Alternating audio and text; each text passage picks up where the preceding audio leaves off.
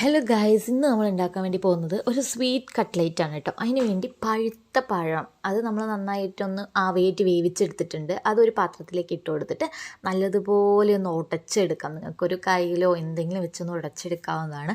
പിന്നെ ഇതിലേക്ക് നമ്മൾക്ക് തേങ്ങയുടെ ഒരു കൂട്ടിട്ട് കൊടുക്കണം. അതിന് വേണ്ടി കുറച്ച് തേങ്ങ, പഞ്ചസാര, കാഷ്നട്ട് ഇതെല്ലാം നെയ്യിലൊന്ന് ജസ്റ്റ് ഒന്ന് വാട്ടിയെടുത്തിട്ട് ചൂടാറിയ ശേഷം നമുക്ക് ഈ പഴത്തിലോട്ട് ഇട്ട് കൊടുത്തിട്ട് നല്ലതുപോലെ അങ്ങ് മിക്സ് ചെയ്തെടുക്കാം കേട്ടോ.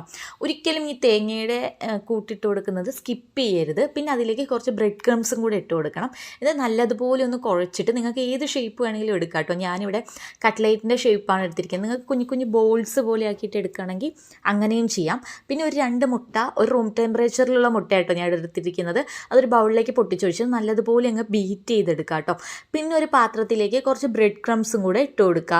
എന്തിനാന്ന് വെച്ചാൽ നമുക്ക് മുട്ടയുടെ മിക്സിൽ ആദ്യം കട്ട്ലേറ്റ് ഒന്ന് മുക്കിയെടുത്തിട്ട് പിന്നെ ബ്രെഡ് ക്രംസിലിരുന്ന് കോട്ട് ചെയ്തെടുക്കണം. അതിന് വേണ്ടിയിട്ടാണ് ഇത് രണ്ടും ചെയ്തിരിക്കുന്നത് കേട്ടോ.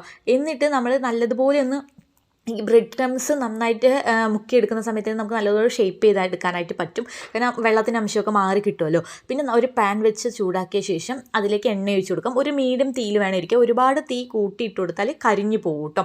അപ്പോൾ ഇവിടെ എണ്ണ ചൂടായിട്ടുണ്ട്. അതിലേക്ക് നമുക്ക് ഓരോ കട്ട്ലേറ്റായിട്ട് ഇട്ട് കൊടുത്ത് നല്ലോണം ഒരു ബ്രൗൺ കളർ ആവുന്നത് വരെ ഫ്രൈ ചെയ്ത് എടുക്കുകയാണ് വെച്ചാൽ നമ്മുടെ അടിപൊളി കട്ട്ലേറ്റ് ഉണ്ടാക്കാൻ വേണ്ടി പറ്റും.